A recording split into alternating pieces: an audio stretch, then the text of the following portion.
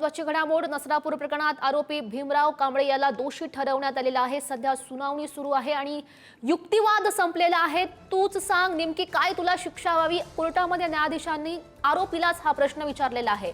तर यावर मी मुलीला मारलं नाही असं आरोपीचं म्हणणं आहे। नेमका काय युक्तिवाद सुरू होता त्यातले महत्त्वाचे मुद्दे आम्ही तुम्हाला सांगतोय। विशेष सरकारी वकिलांनी शिक्षा सुनावून दाखवल्यात। एका आरोपात फाशीची तरतूद असल्याचं कोर्टाचं म्हणणं आहे। दुसऱ्या आरोपामध्ये जन्मठेपेची तरतूद असल्याचं कोर्टानं स्पष्ट केलेलं आहे। पुण्याच्या भोर तालुक्यातील नसरापूर येथील 3.5 वर्षाच्या चिमुकलीवर अत्याचार करण्यात आलेला होता आणि तिची निर्घुण दगडानं ठेचून हत्या करण्यात आलेली होती। याच खटल्याचा निकाल आपल्या अगदी काही वेळातच आपल्या समोर येईल। मात्र या प्रकरणात जो युक्तिवाद सुरू आहे त्यामधली महत्त्वाची घडामोड आरोपी भीमराव कांबळे याला दोषी ठरवण्यात आलेला आहे। सध्या आपण बघतोय युक्तिवाद संपलेला आहे। अगदी काही वेळातच कोर्ट आपला महत्त्वाचा निर्णय समोर देईल। काय शिक्षा होते या आरोपीला भीमराव कांबळेला हे बघणं अत्यंत महत्त्वाचं असेल। आपण बघितलं तर सर्व स्तरातून त्याला फाशीची शिक्षा व्हावी अशी मागणी केली जाते। न्यायाधीशांकडून शिक्षा सुनावण्यास सुरुवात झालेली आहे। आरोपीवरच्या सर्व गुन्हे सिद्ध झाल्यावर शिक्षा सुनावणी सुरू झालेली आहे। आपण बघितलं आरोपीवरचे जे सगळे गुन्हे होते ते सिद्ध झालेले आहेत आणि त्यानंतर आता निर्णयाला सुरुवात झालेली आहे। नसरापूर प्रकरणात कोर्टामधला जो युक्तिवाद होता तो संपलेला आहे। अगदी काही वेळातच कोर्ट आपला महत्त्वाचा निकाल देईल। या नराधमाला नेमकी काय कठोरात कठोर शिक्षा दिली जाते हे बघणं अत्यंत महत्त्वाचं असेल। ताज्या अपडेट्स जाणून घेऊयात। आमचे प्रतिनिधी ज्ञानेश्वर चौतमाल आपल्या सोबत आहेत। ज्ञानेश्वर, आपण पाहिलं असेल तर या सगळ्या आजच्या युक्तिवादाच्या दरम्यान महत्त्वाची गोष्ट ही ठरली की जो आरोपी आहे त्याला दोषी ठरवलं गेलेलं आहे। त्यानं जे केलेले कृत्य आहेत त्याच्या संबंधानं सगळे जे पोलिसांनी गोळा केलेले पुरावे आहेत या सगळ्या पुराव्यांच्या आधारे आरोपीनं हे कृत्य केल्याचं निष्पन्न होतंय। त्याच्यावरती जे दोषारोपपत्रामध्ये नमूद केलेले सगळे आरोप होते ते देखील सिद्ध होतात, ज्यामध्ये सीसीटीव्हीची तपासणी असेल, वैद्यकीय अहवाल असतील, न्यायवैद्यक विभागाचे अहवाल असतील, या सगळ्या गोष्टींची जेव्हा तपासणी केली तेव्हा आरोपीनं हा सगळा गुन्हा केलेला आहे। पीडितेवरती अत्याचार करून तिचा खून केल्याचं त्या सगळ्या दोषारोपपत्रामध्ये नमूद केलेलं होतं। सरकारी वकिलांनी देखील या सगळ्या आधारे मृत्यूदंडाची शिक्षा ही सरकारी वकिलांच्या माध्यमातून न्यायालयाकडे मागितली गेलेली होती। मृत्यूदंड व्हावा अशा पद्धतीची मागणी करण्यात आलेली होती। यावर आरोपीनं कोर्टासमोर हात जोडलेले होते आणि अशा पद्धतीनं मी त्या मुलीचा खून केला नाही अशा पद्धतीचा बचावात्मक पवित्रा किंवा त्याची बाजू मांडण्याचा प्रयत्न केलेला होता। या सगळ्या दरम्यान एक महत्त्वाची गोष्ट ती म्हणजे जेव्हा पोलिसांनी त्यांची बाजू मांडलेली होती या सगळ्या प्रक्रियेच्या दरम्यान 55 जणांची इन कॅमेरा जी साक्ष आहे ती नोंदवली गेलेली होती। सगळे पुरावे जे आहेत ते कोर्टासमोर मांडले गेलेले होते आणि जेव्हा हे सगळे पुरावे कोर्टासमोर मांडले गेले तेव्हा सरकारी वकिलांनी जो आरोपी भीमराव कांबळे आहे त्याला मृत्यूदंडाची शिक्षा व्हावी अशा पद्धतीची मागणी केलेली आहे। युक्तिवाद जो आहे तो संपलेला आहे, मात्र बघावं लागणार आहे अंतिम निकालाचं वाचन जेव्हा न्यायाधीशांकडून केलं जाईल तेव्हा नेमका निकाल न्यायालयाकडून काय दिला जातोय। मृत्यूदंड होईल अशी सगळ्यांना अपेक्षा आहे, फाशीची शिक्षा होईल अशी सगळे परिवारातले लोक आणि महाराष्ट्रातली जनता अशा पद्धतीचा निकाल लागेल अशा पद्धतीची अपेक्षा व्यक्त करते। निकाल अगदी काही मिनिटांमध्ये लागेल आणि निकाल लागल्यानंतर आपल्याला अंतिमतः न्यायाधीशांनी काय निकाल दिलेला आहे ते समजेल। हो ज्ञानेश्वर, खरं तर आता सगळ्यांचं लक्ष लागलेलं आहे की नेमकी काय शिक्षा या आरोपीला दिली जाते। तो निर्णय नेमका कधी होईल?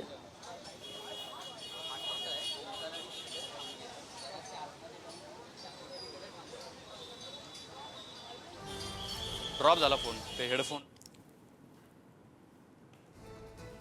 तर आपण बघतोय अगदी काही वेळातच कोर्ट आपला महत्त्वाचा निर्णय सुनावणार आहे। आरोपी भीमराव कांबळे याला नेमकी काय शिक्षा सुनावली जाते हे बघणं अत्यंत महत्त्वाचं असेल, कारण याच आरोपीवरचे सगळे जे गुन्हे आहेत ते सिद्ध झालेले आहेत।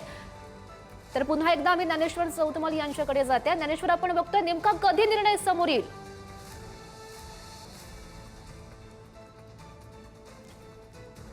मिनिटांमध्ये यातला अंतिम निकाल जो आहे तो समोर येईल, मात्र त्यापूर्वी युक्तिवादातल्या काही महत्त्वाच्या मुद्द्यांवरती आपल्याला बोलावं लागेल। अजय मिसर जे आहेत सरकारी वकील त्यांनी नेमका कोर्टात काय म्हटलंय त्याचा तपशील आपल्याला समजतोय, ज्यामध्ये या आरोपीला फाशीची शिक्षा व्हावी, फाशीच्या शिक्षेच्या शिवाय दुसरा कुठल्याही या आरोपीला शिक्षा असू शकत नाही, अशा पद्धतीचा जो युक्तिवाद आहे, अशा पद्धतीची मागणी आहे, ती सरकारी वकील अजय मिसर यांनी केलेली आहे। या मुलीच्या शरीरावर 19 मिनिटांमध्ये 18 जखमा होत्या। या मुलीनं किती प्रयत्न केला असेल जीव वाचवायचा, तरी या नराधमाला त्याची या सगळ्या मुलीची दया आली नाही आणि म्हणून केलेलं कृत्य पाहता, मिळालेले सगळे सबळ पुरावे पाहता या सगळ्या आरोपीला मृत्यूदंडाची, फाशीची शिक्षा व्हावी, अशा पद्धतीची मागणी जी आहे ती करण्यात आलेली आहे। अनेक कायदे जे आहेत ते बनवण्यात आलेले आहेत, मात्र त्याचा उद्देश महिला आणि मुली सुरक्षित राहाव्यात अशा पद्धतीचा आहे आणि याच सगळ्या गोष्टींचा विचार करून निर्णय जो आहे तो तशा पद्धतीचा दिला जाईल, अशा पद्धतीची अपेक्षा आज सगळेजण व्यक्त करतायत। आरोपीला दोषी ठरवण्यात आलेला आहे, युक्तिवाद संपल्याची माहिती आहे आणि आता थोड्याच वेळात जो न्यायाधीशांकडून अंतिम निकाल जो आहे तो दिला जाईल, त्या निकालाचं वाचन केलं जाईल, तेव्हा त्या निकालात काय म्हटलं गेलेलं असेल हे पाहणं महत्त्वाचं असेल। संपूर्ण राज्याचं लक्ष आज या नसरापूरच्या केसकडे लागलेलं आहे। हो, ज्ञानेश्वर, आपण याची पार्श्वभूमी सांगूया। खरं तर अवघ्या 2.5 महिन्यात सुनावणी पूर्ण होणारा हा पहिलाच खटला आहे। मागच्या ज्या सुनावणी झाल्या त्यामध्ये नेमकं काय घडलं, त्यातले महत्त्वाचे मुद्दे? अगदी बरोबर आहे। जी नसरापूरची अत्याचाराची घटना घडली, अत्याचार करून त्या चिमुरडीचा खून करण्यात आला, तेव्हापासून पोलिसांनी सगळ्या गोष्टी तपासल्या। सीसीटीव्ही सुरुवातीला तपासलेले होते आणि या आरोपीला पोलिसांनी अटक केलेली होती। अटक केल्यानंतर फास्ट ट्रॅक कोर्टामध्ये म्हणजेच दैनंदिन सुनावणी जी आहे ती या सगळ्या प्रकरणामध्ये सुरू होती आणि या सगळ्या दैनंदिन सुनावणीच्या दरम्यान जे पोलिसांनी पुरावे जमा केलेले होते, ज्यामध्ये सीसीटीव्ही असेल, या सगळ्या सीसीटीव्हीच्या आधारे त्याचं तांत्रिक विश्लेषण जे आहे ते पोलिसांनी केलेलं होतं। न्यायवैद्यक विभागाकडून देखील अहवाल जो आहे तो मागवला गेलेला होता। वैद्यकीय चाचणी या आरोपीची करण्यात आलेली होती आणि या सगळ्या पुराव्यांच्या आधारे या आरोपीला दोषी ठरवण्यात आलेलं होतं। 1200 पानांचं दोषारोपपत्र फक्त 15 दिवसांमध्ये पुणे ग्रामीण पोलिसांनी कोर्टासमोर सादर केलेलं होतं। अत्यंत जलद गतीनं तसं म्हटलं तर दोषारोपपत्र दाखल केलं गेलेलं होतं आणि अगदी कमी वेळात जो अंतिम निकाल आहे तो देखील आज न्यायालयामध्ये येताना दिसतोय।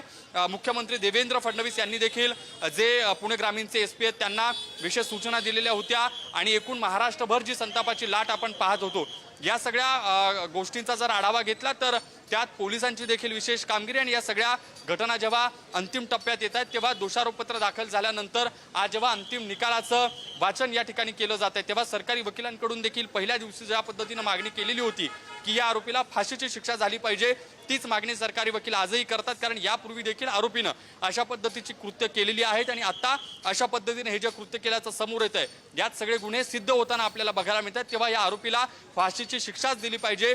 दुसरा कुठलाही बचावाचा त्याच्याकडे मार्ग शिल्लक राहता कामा नये, नाहीतर महिलांमध्ये, एकूणच समाजामध्ये चांगला मेसेज जाणार नाही, अशा पद्धतीची जी बाजू आहे ती या ठिकाणी कोर्टाकडून मांडली जाते। न्यायाधीशांच्या समोर वकिलांकडून ही बाजू मांडली जाते, तेव्हा दोष तर सिद्ध झालेले आहेतच, मात्र निकाल काय दिला जातो हे पाहणं महत्त्वाचं असेल। हो, ज्ञानेश्वर, तुम्ही न्यायालयाच्या बाहेर आहात, नेमकी तिथली परिस्थिती काय आहे? किती प्रमाणात त्या ठिकाणी नागरिक जमलेले आहेत? काय नेमकं त्यांच्याकडून बोललं जात आहे?